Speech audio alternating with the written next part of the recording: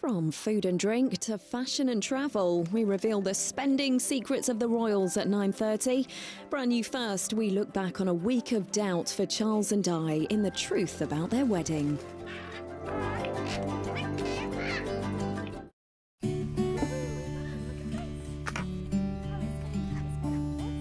PG Tips The Tasty Decaf sponsors Tea Time on Channel 5. This is Britain in the summer of 1981. Thatcher, Duran Duran, rioting, and the royal wedding of the century. A 20-year-old bride and her Prince Charming captivated the nation. I mean, if Walt Disney had come up with the idea, it wouldn't have been any better. $750 million watched on around the world. You could just feel the excitement. But behind the scenes, all was not well. Gosh, that expression on Diana's face speaks volumes. Publicly, there was a united front. And Prince Charles has been a great help to you in that marriage. Oh, tower of strength. Privately, there was doubt, fear, and heartbreak. I just assumed things were going to work out beautifully. This is the revealing and shocking story He looked out of the window with tears in his eyes. of the 7 days that led up to Charles and Diana's wedding.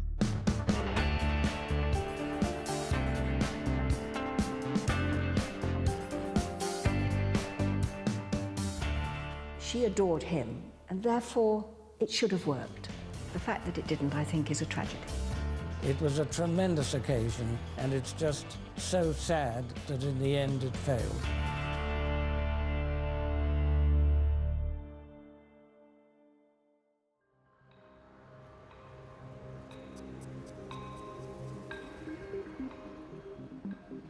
On the morning of Wednesday, the 22nd of July, 1981, Diana took the short journey from Buckingham Palace to Mayfair for her final wedding dress fitting.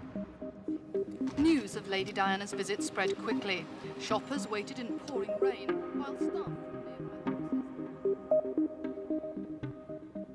I always had to travel with a stepladder in the back of my car.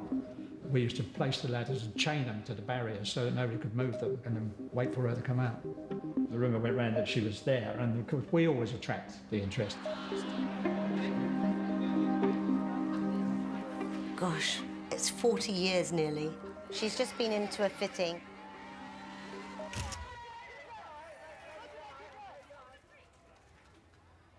Wherever she went, there would be, not only the crowds were being attracted to her, but there would be at least 30 photographers. There was people outside, always waiting for her. Crowds and crowds. I didn't realise quite how many people until we saw pictures in the newspaper. I can remember her coming out and giggling and laughing and happy. Made a nice picture, yeah.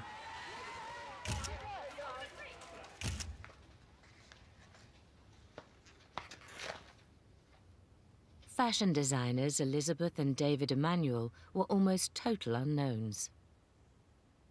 All the fittings took place in our studio.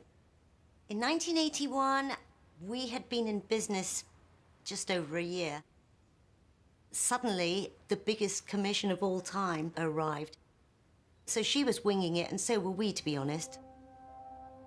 She settled on this one particular silhouette that we all thought looked fantastic, which had the tiny waist, the wide shoulders, the big frill, the big skirt. That day, the details of the dress were still top secret. It was a very unusual dress. When we did it, it was breaking the mold completely. First of all, being ivory, and secondly, being completely over the top. That morning, the dress had been removed from the locked and guarded iron cabinet in the studio for Diana to try on for the last time before the big day. But there were signs all was not well. She did lose weight. She was losing so much, we even had to start again a couple of times, even after cutting into the fabric. In 4 months, Diana's waist had shrunk by over 5 inches. When we first saw Diana, those first pictures, she was a normal young woman, normal weight, lovely round face. Her waist was a size 23 at the end. She was tiny, like a model. She looked fantastic. She looked beautiful, but, you know, she had melted away.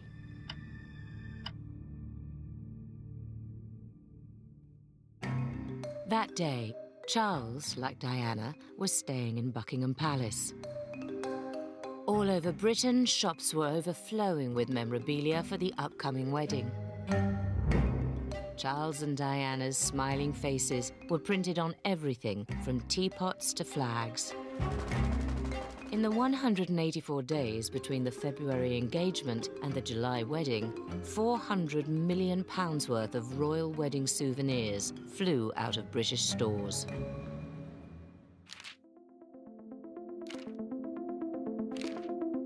Five months before, on the 24th of February 1981, Buckingham Palace had announced the engagement to the world. These occasions usually lack something in naturalness. In the past, they've been pretty stilted. Not today. It was all very relaxed. At last, our bachelor prince was getting married, and he was getting married to this very, very beautiful young woman who was something of an enigma. We knew very little about her. You actually said... Yes, quite Yes, promptly. We were very proud, of course, that the prince had chosen Diana. There was a fair amount of unrestrained, old-fashioned happiness in the cold February air. I think it's very nice. I think she's just the right person for him. The wedding captured the world's imagination because there were a glamorous young couple, a very pretty, innocent-looking girl and a handsome enough boy getting married. The heir to the throne, the most eligible bachelor in the world, to this lovely young woman was a fairy tale that everyone could buy into. This was a moment which was not only tremendously exciting for the British public, this was the first big spectacle since the coronation of Queen Elizabeth 30 years before.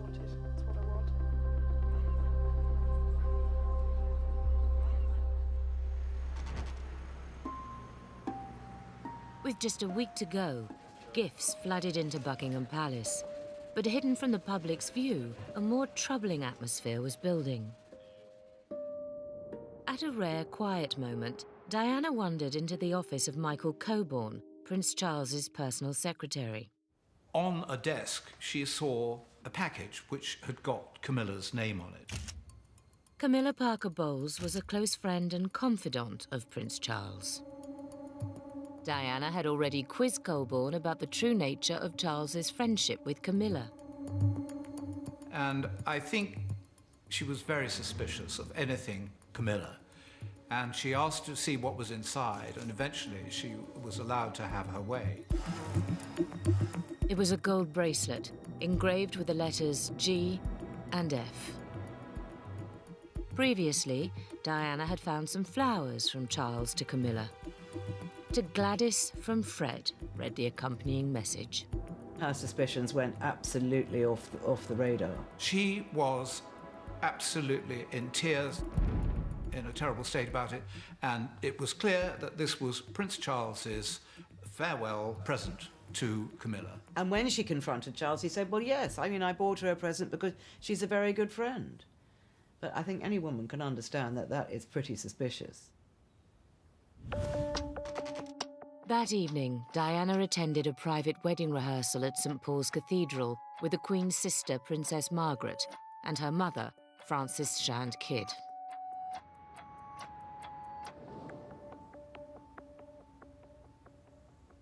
Mary Robertson was Princess Diana's former employer and knew her personally at the time. She's never spoken before on British television. She came over, interviewed, and she was so good with my son, so natural, down to earth, and just beautiful. You know, that wonderful thick hair, the big blue eyes, that perfect skin, and her voice, and her very deferential manner to me. No idea who she was. I hired her on the spot, and she just became a part of our life. She and I became pretty good friends. Get a little emotional when I think about this sweet little child, you know, leaving my home. pushing Patrick in his stroller to face that barrage that, never left her alone.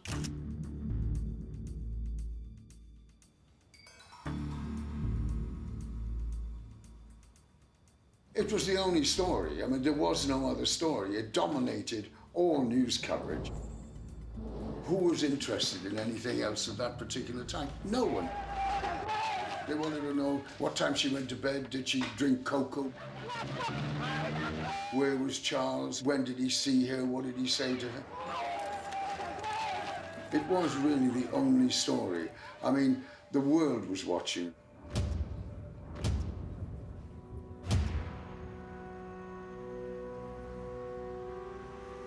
With just 7 days to go until the wedding of the century, Charles and Diana would struggle to keep their tensions out of the public eye.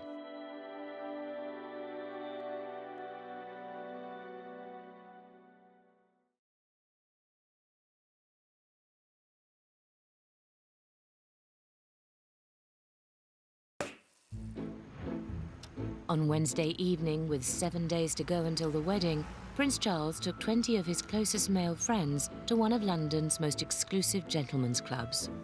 White's Club in St James's actually gave Prince Charles his stag night dinner.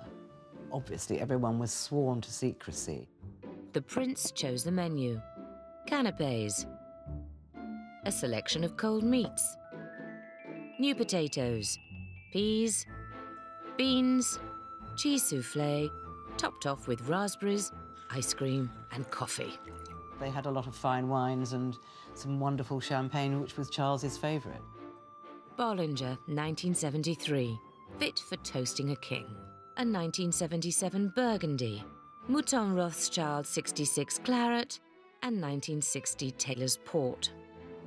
Somebody leaked it, and then there were loads of press outside. And obviously Prince Charles was furious. Nicholas Soames, the grandson of Winston Churchill, helped Charles into his car shortly after midnight. One of the prince's closest friends, it was reported that he was concerned the couple had nothing in common.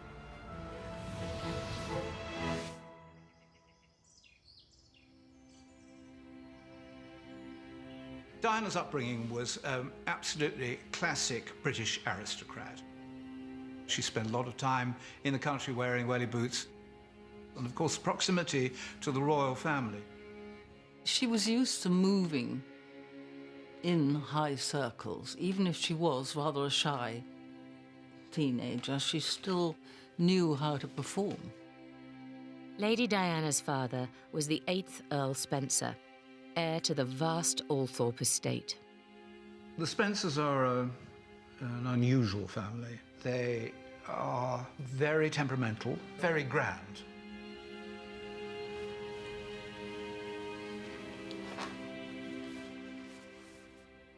Diana, her father was my first cousin. The Spencers had been very prominent in public affairs, serving their king and country. In many ways, they were older and grander than the Windsors. And they rather looked down on the House of Windsor as being a parvenu outfit. Diana's mother was dominated by John Spencer right from the word go. Diana was born in '61. The sad shock was when they separated, and then, of course, they got divorced. As she grew up, there was never really a moment when she could feel entirely secure.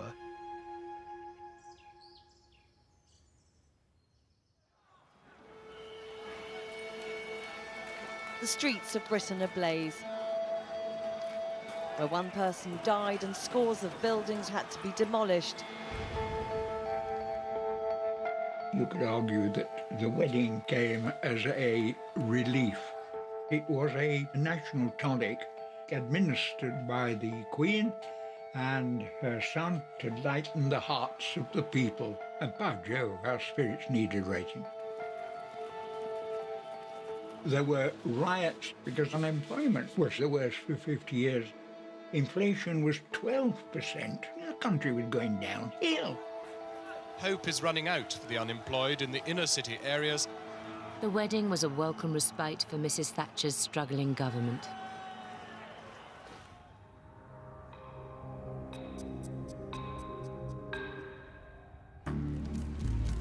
Mrs. Thatcher was an absolute monarchist. I sometimes wonder whether she'd ever get up from her curtsies. She's terribly reverential. She did actually go to the Buckingham Palace on the 23rd of July.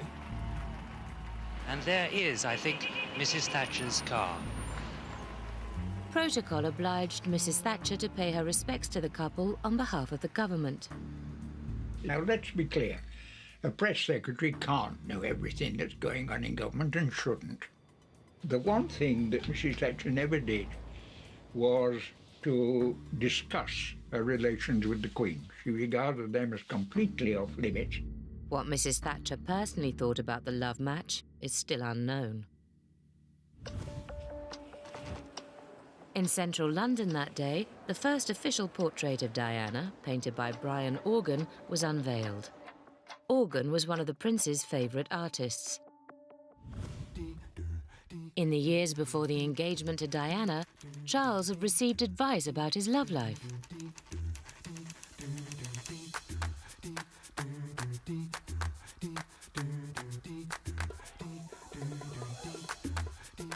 Charles took the advice to heart and had numerous girlfriends. Charles knew that he had to find somebody who would be acceptable to the British public. Couldn't just pick somebody up off the street or at the polo ground.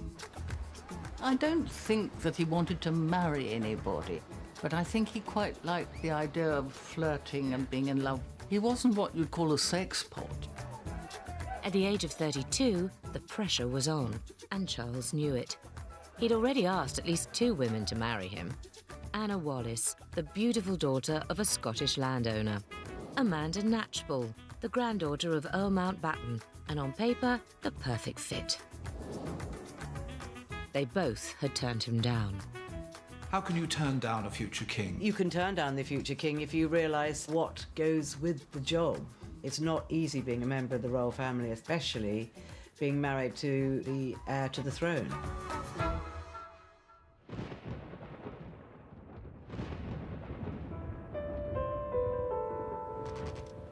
There was a garden party at Buckingham Palace. It was the most horrific day. I mean, the lightning was lighting up the sky, the rain was coming down in bucket loads. And when the royals come out, they mingle with all the crowd. If you're not lucky enough to get them looking or whatever, you have no control over what's going on. The garden party was for the disabled, and you split into 2 lines, and Charles works one and she worked the other. I was extremely lucky that I chose her line. My task was pick out the people they spoke to and go and try and get a quote. Not who Charles was talking to, but who Diana was talking to. We were talking about hundreds of people at that garden party. There was a great humour about her and an interest in the people she was talking to. She stopped right in front of me. We were only a few feet apart. And somebody said to her, you know, "Good luck, darling." "Thank you very much," she said. And then she put her hand over her mouth rather like this and she said, "There was a terrible row last night between Charles and me. It had been his stag party. What the row was about, she didn't go in. But, you know, in that girlish way of hers, she repeated, oh, a real row," like that, and walked on. Dashing through the palace, Edwards faced a race against time to get the story to the Mirror newsroom for the next day's paper. I was running around trying to get a telephone. It was long before mobile phones. It was fairly late. There are telephones inside Buckingham Palace, and I did actually know where there was one. But when I went to get it, it had gone. So I had to stand out in the rain. It was like a sponge, so wet. And I got a taxi back to the office. It's only when I mentioned that quote, somebody said to me, "My God, this is it," you know. They had a row. Fabulous excitement inside the newsroom of the Daily Mirror. Mirror newspaper here. To be quite honest, it wasn't much of a quote, it was a sentence. But it was enough for a page lead, splash story. I've covered some pretty big stories in my life, but a little tiff between Charles and Diana, That's how it ended up. And that's what 7 million readers of the Daily Mirror read the next morning. In public, the whirlwind romance now no longer seems such a perfect fairy tale.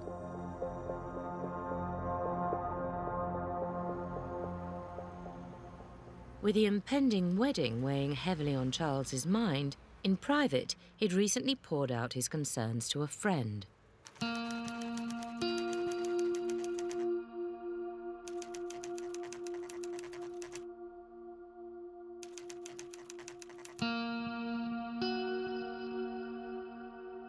Pre-engagement, he'd been musing with his inner circle about the 12-year age gap, her youth and inexperience. There was a whole group of Charles's friends who saw this could be an absolute disaster. I mean, she was like a high school student and he was like a professor.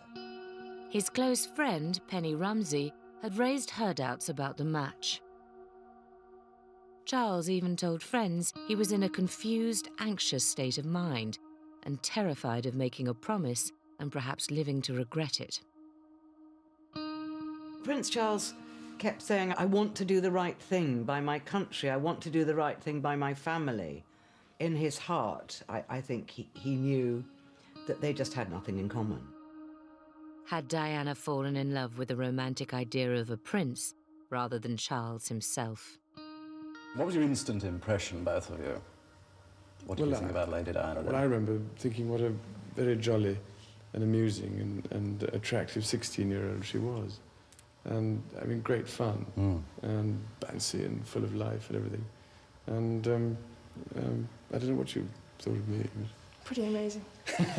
She's very, very much in love with Prince Charles, or certainly with the image of Prince Charles. Diana's vivid imaginings had striking similarities to the young, virginal heroines in the Barbara Cartland novels she had devoured throughout her teens. She turned up for work one day reading a Barbara Cartland novel. Period pieces, romantic pieces, pure fluff.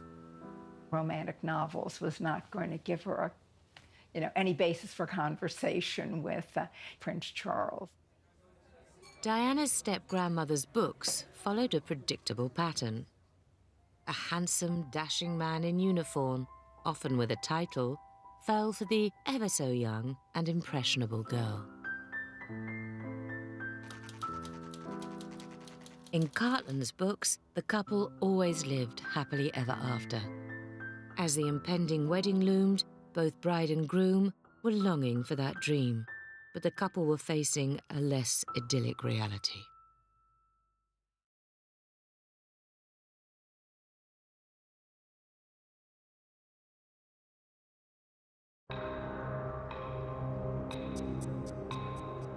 With just 5 days until the wedding, the public mood was buoyant.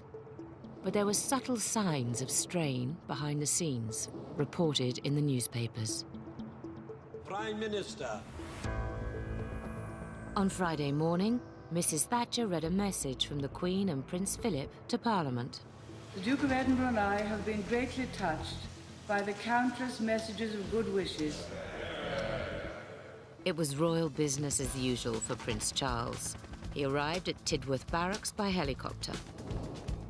He spent most of the morning at a firing range, shooting off 150 rounds from a gimpy machine gun. Diana arrived later, and when making a speech in the officers' mess, Charles quickly corrected I to we. Charles, unfortunately, when he finally came to choose his wife, was not used to having an equal relationship with another person. Everyone, apart from his mother and his father, was subservient to him. I think they expected her to just, stay in the background and be quiet and follow 5 steps behind. Nobody will ever say no to you. They will always say yes. That makes you a very one-sided human being. But Diana had already had a positive impact on Charles. He'd remarked to a friend how nice it was to have someone around he could share his life with. Their July wedding was just 5 months after Charles's proposal. She went up to Scotland to stay with her sister Jane in the autumn of 1980, and of course she saw Prince Charles. We didn't think too much of it, but it gave us a hint. Charles had invited Diana to Windsor Castle. He said to her, "I've missed you so much," before popping the big question. Well, Charles proposed in the nursery at Windsor, because the nursery is like a home. And she was completely bowled over by this, didn't see it coming. She burst out laughing. I think that was probably her nerves.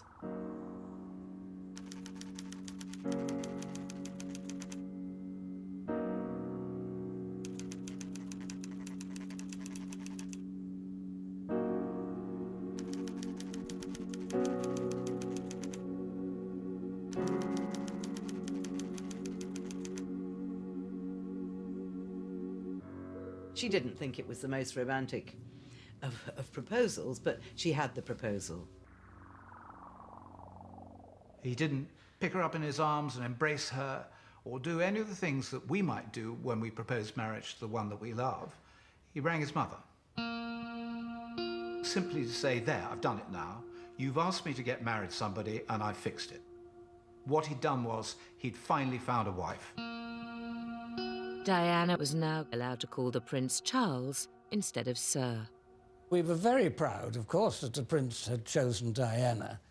But we felt at that time that a member of the Spencer family was up to that elevation. I do know that Diana was head over heels in love with Charles. Did you find it a very hard decision, Lady Diana? I had a long time to think about it, because I knew the pressure was on both of us. And it wasn't a difficult decision in the end. It's what I wanted. It's what I want. It's difficult to see Charles's proposal of marriage to Diana as being anything other than a deeply cynical act. But if he had not proposed to her in the first place, knowing full well that the person in his heart was Camilla, then what happened later, which nearly destroyed the royal family, would not have occurred. At the time, the Queen was delighted with the match. I think they thought she was a good idea. I think the Queen and the Duke of Edinburgh liked her. I think they were all for it. I mean, really, who could be more suitable than Diana? Virgin, educated, aristocratic. Perhaps they weren't aware of how much she had been affected by her parents' divorce. The Queen Mother and Lady Fermoy, who was Diana's grandmother, were close, and I think they thought in similar ways. Lady Diana Spencer had probably been on the Queen Mother's watch list for some time. What about the proposal, Your Royal Highness? How did that come about? Charles had agonized about asking Diana to marry him. Well,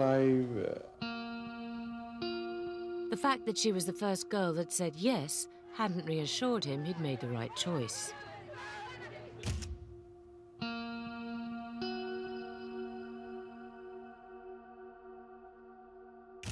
The Queen's sister had been asked by a friend about how delighted she must be with the engagement.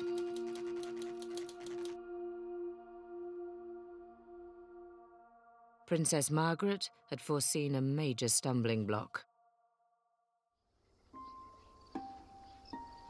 Later on Friday, Charles and Diana drove to the grand Broadlands house in Hampshire. Broadlands was important to Charles, and I think it represented his old life and his childhood. In a lighter moment that evening, Diana grabbed Charles's officer's cap and whirled around the dining room. He roared with laughter. She was 19, he was 31. That certainly could be a stumbling block, but after all, there were many other marriages where the bridegroom was 10 or 11 years old, which had been successful. I just assumed things were going to work out beautifully.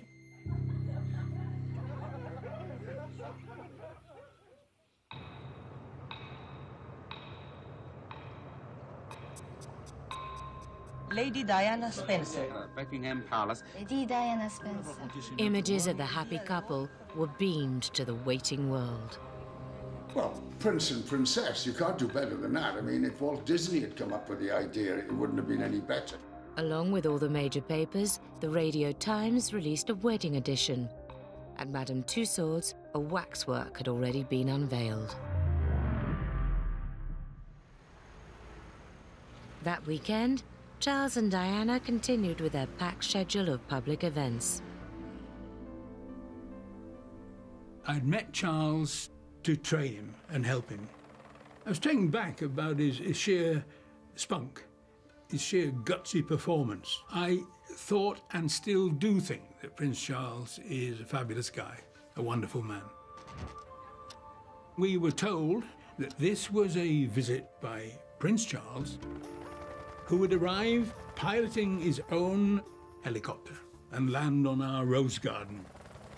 Along comes the helicopter, and I saw the thumbs being raised, and then I suddenly realized the penny dropped. This beautiful woman walked out onto the concourse, Diana. Well, the crowd went berserk. They went wild. Sheer adulation.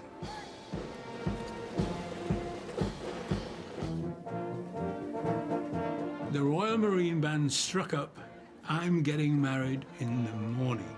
And she was all coy and curled up and looking all over the place. In the warrant officer's mess, Diana chatted to Jeff and his wife, Beryl.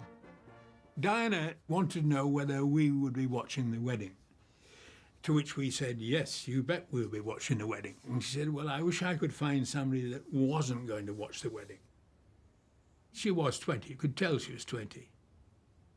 I would say, in the old-fashioned way, they were in love. It really did touch your heartstrings. Wonderful time. Sadly, it wasn't to be. Diana had seemed calm and relaxed that morning. At another event that afternoon, it would be very different. A few hours later, Charles played polo for the Royal Navy against the Army at Tidworth. Diana looked subdued, sitting with Charles's friends and cousins, the Rumseys, in full view of the press scrum, scrutinizing her every move. In just 4 days' time, what must have seemed like the whole world would be watching as she walked down the aisle. To an already emotionally fragile Diana, it suddenly all seemed overwhelming. There are a lot of divots around the country. Stay back, please, thank you. Stay back, lads. Lord and Lady Rumsey escorted her to the car, where she collapsed in floods of tears. Charles ran to comfort her, and after a few minutes she was driven away. 4 days before the wedding, Diana had finally, and very publicly, cracked. It was a huge undertaking. I think all girls would be rather frightened of the prospect of becoming the Princess of Wales, and I'm sure that she thought about it a lot. 5 months before, while staying at Clarence House, Diana had found a surprise on her bed. It was a letter from Camilla Parker Bowles inviting her to lunch at a private London restaurant, Ménage à Trois.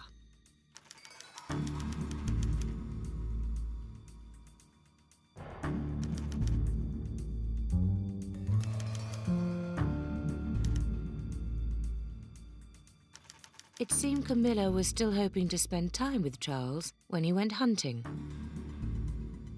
Charles had never proposed to Camilla, and in the absence of his commitment, Camilla had married another man.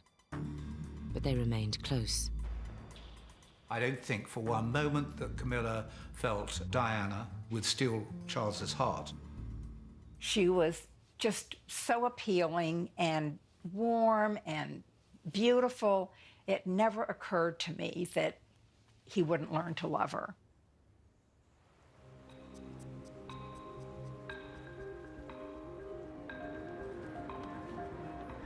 With 3 days to go, there was a full dress rehearsal. Mounted soldiers rode the route the couple would take. TV crews perfected their shots, and officials timed everything to the nearest second. Out of the public's view, Charles and Diana had a quiet morning to themselves, time to reflect on what was to come. When you looked at Diana pre-wedding days, I mean, her mood was changing all the time. For the second time that weekend, the prince was to play polo. That afternoon, Diana came along to watch him play for England against Spain at Windsor. We used to go there just to see if Charles would fall off his horse. And often he did fall off. There was some concern he was playing this dangerous sport so close to his wedding. It was clear, once again, that Diana was in a frail state of mind.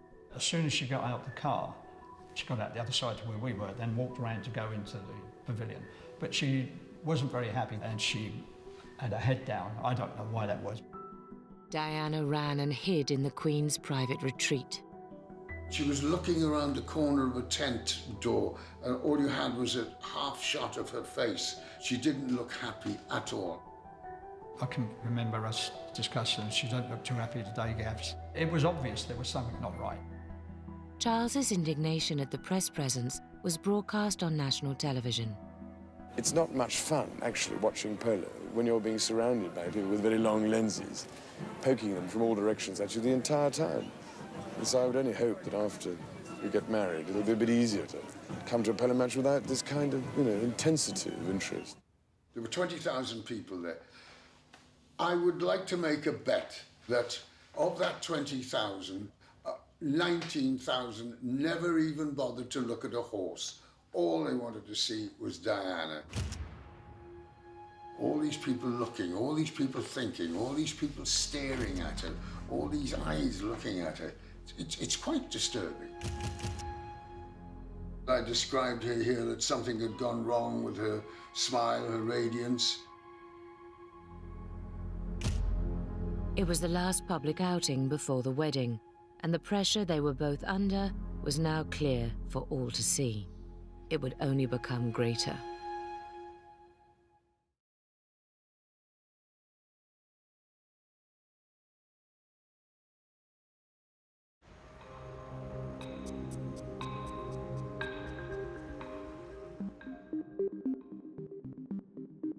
What was in Charles's mind in those days leading up to the wedding? With only 2 days to go, that morning Charles dashed across town. Driving himself, his protection officer was left behind. Did he think that he would be able to put Camilla to one side? Or did he believe that, like other princes of Wales in the past, that he would be able to cling on to her as his mistress? With the wedding fast approaching, Charles was going to deliver that bracelet to Camilla, just as he had told Diana he would. Here was the evidence that there was still this incredible closeness between Charles and Camilla right up to the day before the wedding. Charles later told his biographer delivering the bracelet in person was an act of courtesy. Knowing that he loved somebody else must have caused him grave doubts as to the likelihood of the success of the marriage. At Buckingham Palace, Diana asked Charles's bodyguard where her fiancé had gone. Out for lunch, was the reply. Diana had lunch with her sisters, and she was really a bit nervous about the whole thing and expressing doubts. The whole royal prospect was probably quite intimidating. I think she'd got sort of last-minute wedding nerves, and I think the Camilla thing was probably lurking. In the month before the wedding, Charles had confided to one of his friends he did not yet love her, but he was sure he could. Under intense pressure, Diana was desperately suspicious about Camilla. She was now having serious doubts. That afternoon, she told her sisters she couldn't go through with the wedding. They said, oh, come along, Dutch, which was, their pet name for her, which really meant Duchess. Your face is on the tea towels.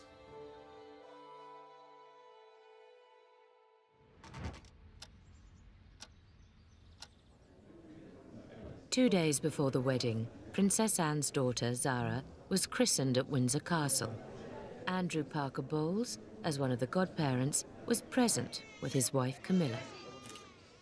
Charles tried to persuade Diana to attend, but she refused. She must have known who would be there. The last thing she wanted to do, 2 days before the wedding, was go down and have another royal family gathering. The christening underlined the strong and very personal links between the Parker Bowles and the royal family.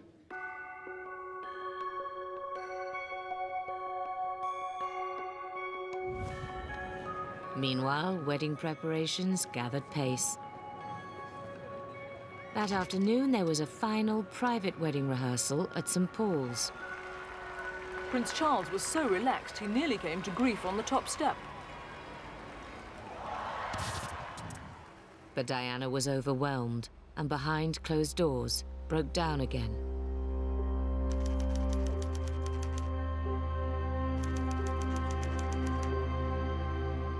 Powerless to stop the juggernaut, there was nothing Diana could do.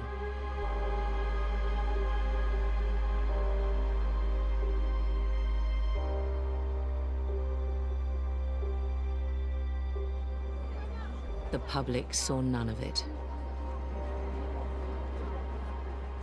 As she came out of the cathedral, Diana kept her head down, but characteristically, she managed to smile.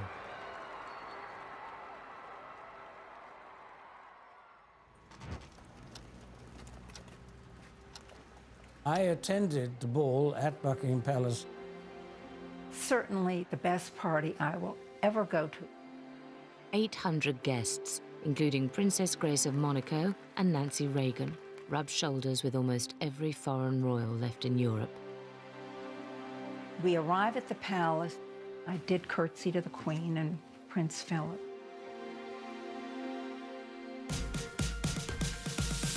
Glitter balls hanging off the ceiling, lights being shot off in all directions.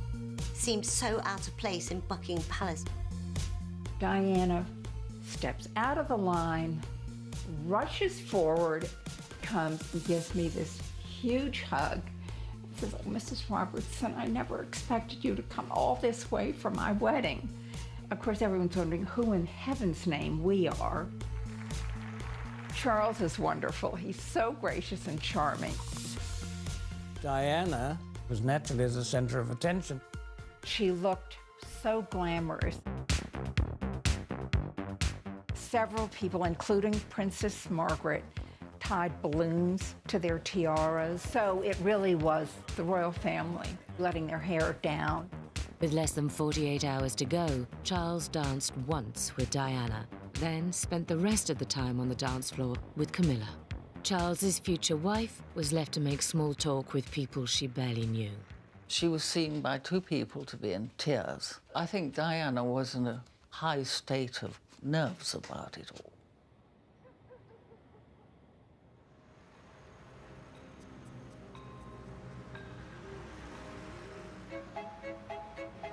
With 24 hours until the wedding, a special delivery arrived at Buckingham Palace. That's me there, my chef's whites. I was very young. I'd met Charles many times before in the Navy, so he had tasted my wares. And I said, tongue-in-cheek, I do a good line in wedding cakes, but he wasn't courting her. He got no lady friend then. This is the blueprint of the royal wedding cake. Charles was known as the Red Dragon. That was his call sign when he was flying the helicopters, and he wanted the Red Dragon put in the front. The cake was made in Chatham, top secret. We had to blackmail the windows because the press were up on roofs and telescopic lenses. It took 14 weeks of long, long hours, 7 days a week. You didn't get a second chance. You know, everything had got to be right. It was 5 tiers. It was 5'4" tall, so it was a big cake. The biggest I've ever done. One of the most famous wedding cakes of the century, really. It was just special. On Tuesday morning, the Queen summoned Diana to meet with her. In her sitting room, she presented Diana with a beautiful emerald necklace and Queen Mary's tiara. Very extravagant gift, not something you can go and flog in the pawn shop. You are just merely a custodian of them for your lifetime. It was the Queen giving a gift to what she hoped would be the future Queen. In Rhodesia, Mr. Ian Smith has given his first interviews to newsmen since he was presented with the joint Anglo-American... At the time I was reading the news for the BBC, I was then asked to be the main anchor for the entire royal wedding.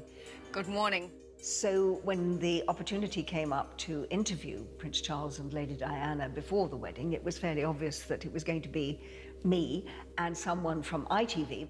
We knew obviously that there would be millions, telephone numbers, millions, watching the interview. I'd had the opportunity of meeting Prince Charles on a number of occasions, but Lady Diana, no, of course not. She was an enigma. Andrew Gardner, the ITV journalist, and Angela Rippon arrived at the palace. This is the first time she's talked about the revealing interview in this forensic detail. When we first arrived at the palace and met Prince Charles and Lady Diana in a corridor, Prince Charles, as always, was very relaxed. Lady Diana, less so. It was a whole new experience for her. Andrew and I were called into the office of Michael Shea, who was the Queen's press secretary at that time. Sat behind his very large antique desk and said, you do realise, you can only ask the questions now that we have agreed. And then he leant across his desk and he went, and you will not mention the dress. And I said, but I haven't got any questions about it. I know, he said, you cannot slip them in. If you ask a question which I feel is inappropriate, or you are taking the interview in a direction that we have not agreed, I will stop the interview. I don't think that we were the only people briefed by Michael Shea. I suspect that His Royal Highness and Lady Diana were briefed by Michael Shea. When we went into the room, Michael Shea was standing, out of camera shot, but behind me and in Lady Diana's eye line. I'm not quite sure how comfortable it made her feel. I got the impression that Prince Charles was very protective towards her. Lady Diana was almost slumped in the chair, her shoulders up. She was in new territory. She was out of her depth. And it must have been enormous fun, actually, putting together against... Put any 20-year-old in front of a television camera and say, this is an interview about what could be one of the most important days of your life, and it's going to be seen by hundreds of millions of people around the world. And there's this man standing behind the person interviewing you, making sure that you get it right. Wouldn't you be nervous? Crikey, anybody would be nervous. There's a moment where her eye contact goes above my head, and I'm assuming that's when she's looking at Michael. Is there anything that's particularly touched? It was fun, actually, putting together against... Time in tears.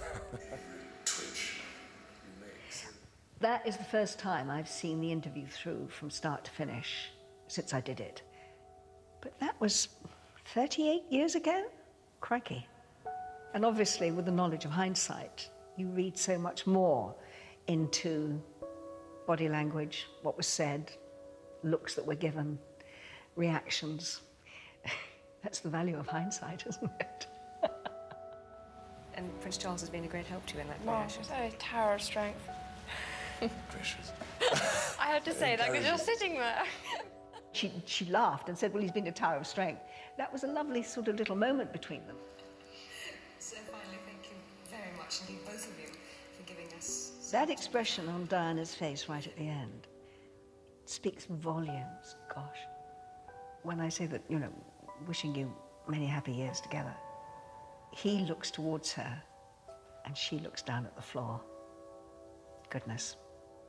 Maybe we should have read so much more into that 5 seconds at the end of the interview. It might have told us so much more about what was to come.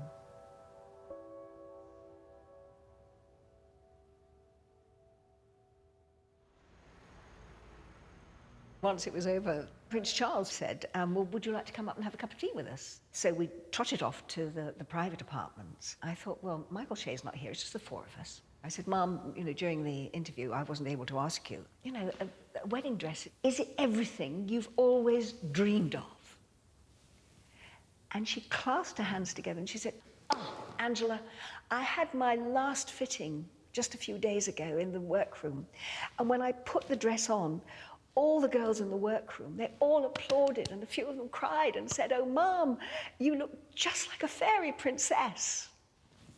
And I think at that moment I could have willingly strangled Michael Shea. Diana was in a new world of media management, and in the next few hours, she would have to shine under the gaze of millions. For both of them, there was no turning back now.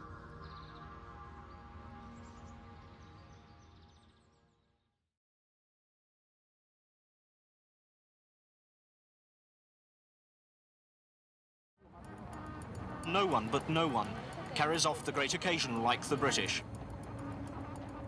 I think her state of mind in the run-up to the wedding was very fragile indeed, being faced with the prospect of what's coming.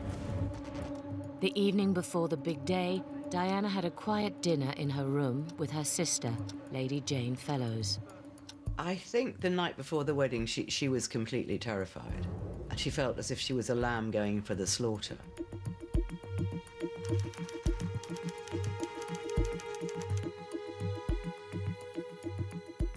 As the wedding came ever closer, Diana's fears about the future were growing. Who do you think you are kidding, Mr. Hitler? While Diana was being sick upstairs, downstairs the Queen Mother and her lady-in-waiting, Lady Fermoy, Diana's grandmother, celebrated the bringing together of two great dynasties. They watched a rerun of Dad's Army. I have fallen in love, Captain Manley.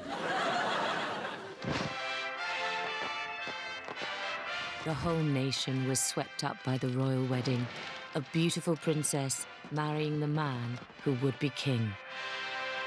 Diana knew the wedding had to happen. There was no escape. From the privacy of Clarence House, she heard the Hyde Park fireworks. Hundreds of thousands were in the park watching, and it was broadcast on TV for the nation to enjoy. When everyone else went to bed, at a loose end, she went and saw William Talon, very entertaining man, favourite of the Queen Mother's. Talon invited her for a drink in his office. An orange juice was poured and a stiff one for the Queen Mother's page. She had an orange juice because Diana only drank Pimm's because she didn't think that was alcoholic. Leaning against a wall, Diana spotted a bicycle. And she got on it, very jolly, and rode about singing, "I'm going to marry the Prince of Wales." Ding, ding. So things very much changed in her life from hour to hour. But that was a happy hour.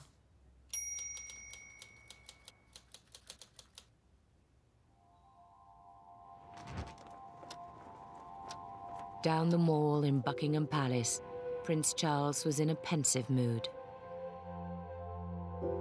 He'd been such a loner, and I think he probably did worry what sort of husband he was going to be to this girl so much younger than he was.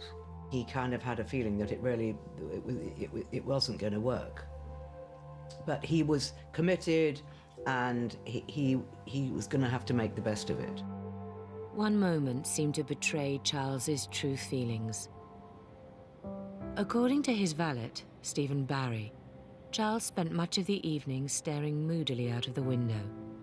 There was no sign of joy. He'd sent Diana a message and a signet ring.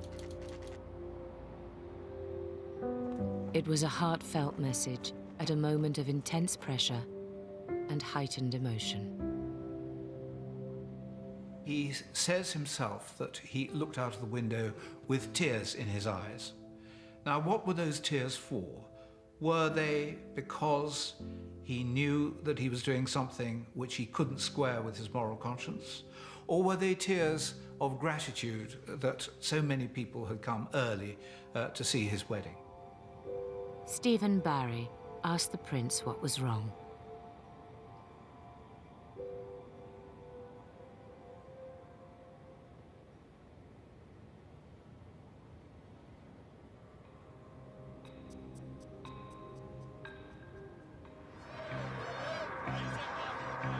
The biggest day for the monarchy in 30 years had arrived.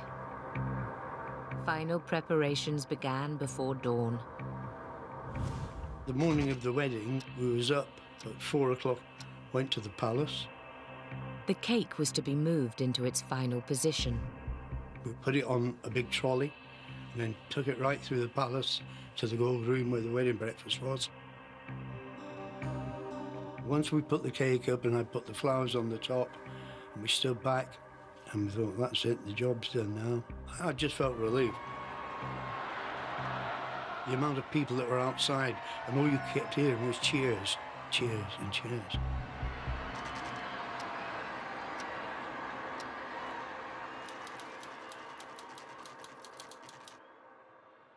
Diana peered out the window onto the mall.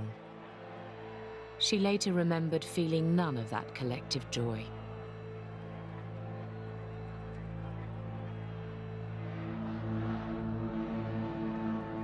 At Buckingham Palace, there were a lot of early risers.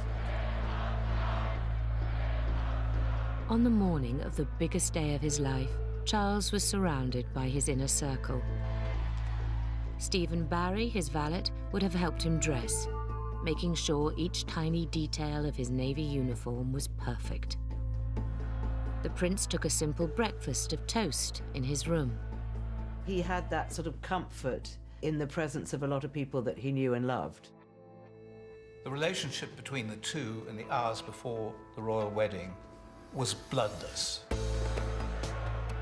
There had been a complete breakdown, it is my belief, in their faith that they could love each other.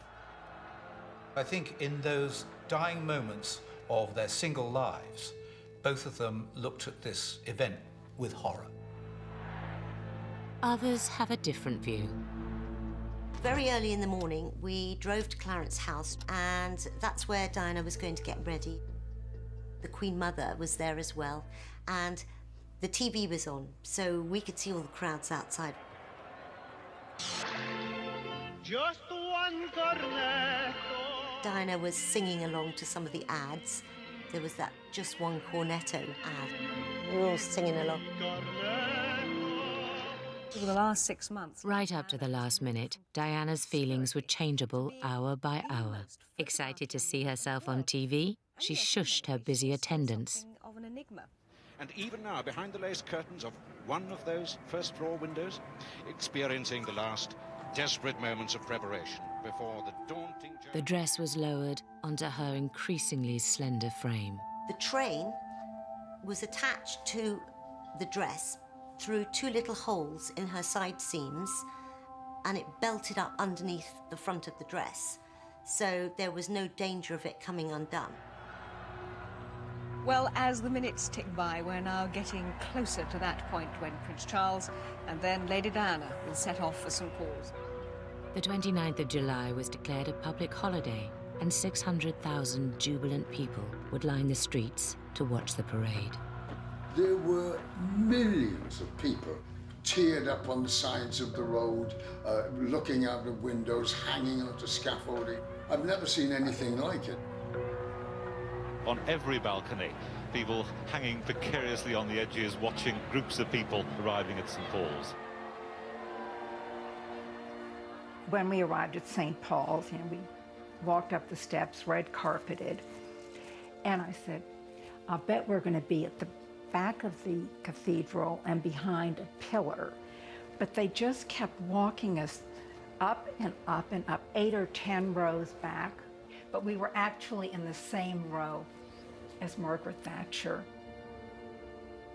Being a member of the family, we had very good seats at the front of the cathedral. On one side, the groom's friends, friends from his ships, regiments, skiing friends, friends from his schools, tenants. We learned later that Diana had only been allowed 100 invitations out of 2,000. But again, God bless her. She remembered us. Camilla and Susan George and a load of his other ex-girlfriends were all back in the queue, if you like. All that came out much later.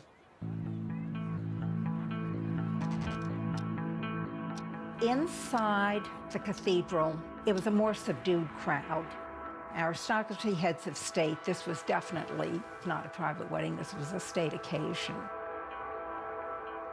St. Paul's was lit up. I mean, it's never looked so good.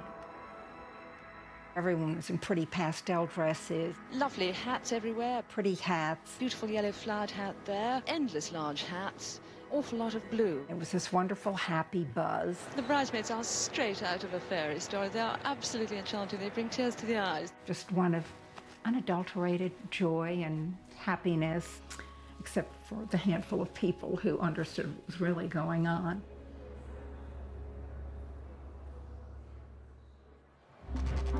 At exactly 10:22, a carriage left the palace, carrying the Queen and Duke of Edinburgh, followed by a further 7 carriages carrying the royal family. Everybody was ready, and we were all on the steps waiting for the carriage to arrive, and there was silence. Nobody spoke, and it must have been about 3-4 minutes. Everybody was just thinking about the enormity of this huge event.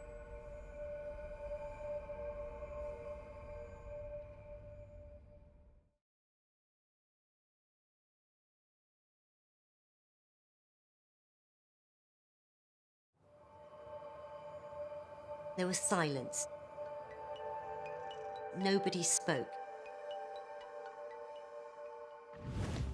And then it arrived, and we helped Diana get into the coach, pushing all the taffeta train in, and she was gripping onto it like this.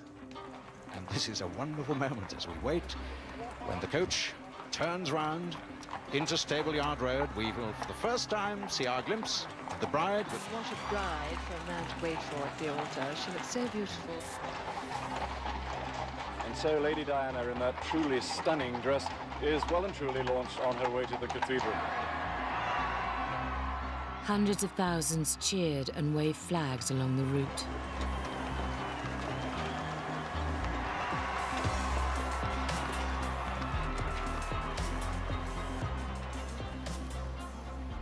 And then the bridegroom, the Prince of Wales, arrived. I do remember the Prince arriving and coming up to the altar. Well, he and his brothers looked great. I mean, goodness me, what an occasion. I can remember Charles arriving, and I don't want to seem nasty, but it was almost anonymous. He went and he took his place at the front. But it didn't matter. She was the only thing that mattered. Earl Spencer and Diana arrived at St. Paul's Cathedral shortly before 11. We had to wait at the top of the steps for Diana. We knew we had to arrange her when she climbed up the steps.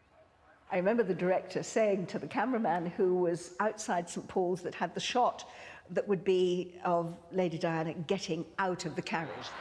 The door opens. Be as tight as you can so we can see what the dress looks like. For the first time, we see in all its glory that dress. Lord Spencer, her father, got out. Doors opened and she's let out. And out comes a ball of silk creases.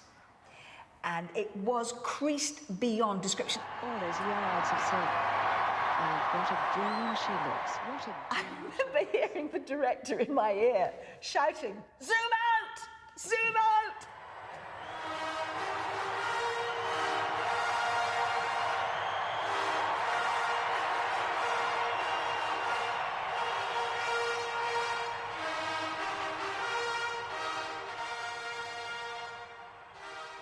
Diana was ready to walk down the aisle.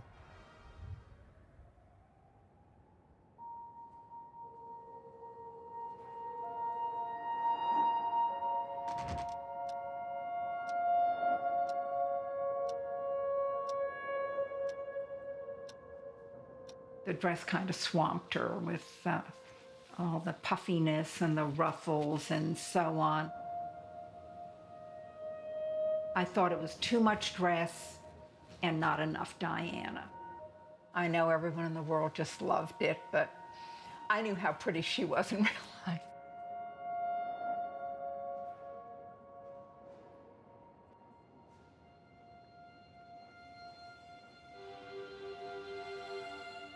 She looked so tense and nervous.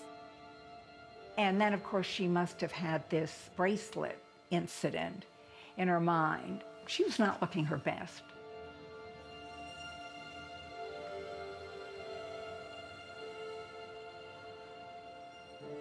The walk down the aisle would take over 3 minutes. She was on the arm of Earl Spencer, her father, who was quite ill at this time, attempting to smile, but the smile was frozen on his face. We were close enough so that you could see even through the veil. She did not look happy. I think it would have been just overwhelming. I mean, 2,000 people, St. Paul's, millions of people around the world were watching this. You couldn't ask for a more intimidating situation. She looked marvelous. She passed us, of course, as we were there in the front. It was a great sight. But at the moment she'd been waiting for since she was a little girl, her mind was elsewhere.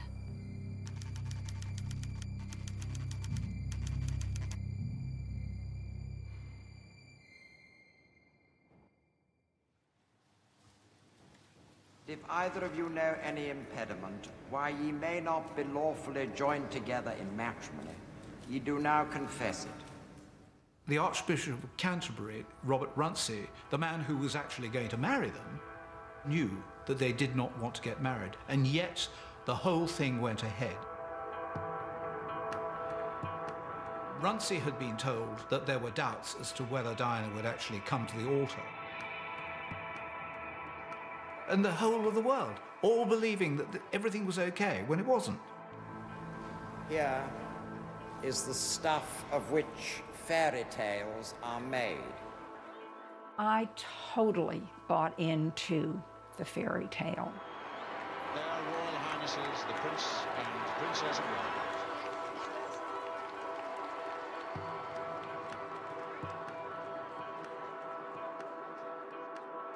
It is a part of British history. I was there. It was a moment I would not change for it.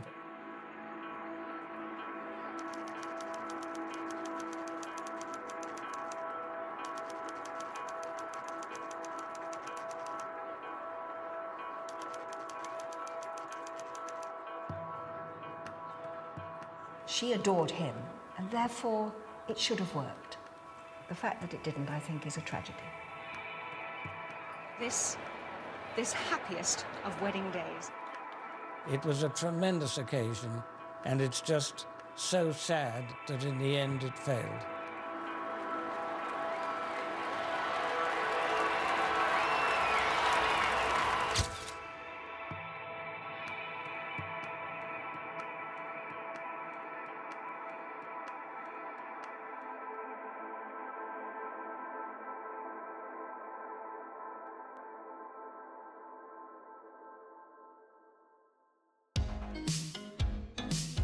Ever wondered what shock Her Majesty the Queen likes to chomp on? All is revealed in the wonderful world of chocolate, new tomorrow at 9. And tonight our peek into royal life continues as we uncover their eye-watering bills in Spending Secrets of the Royals next.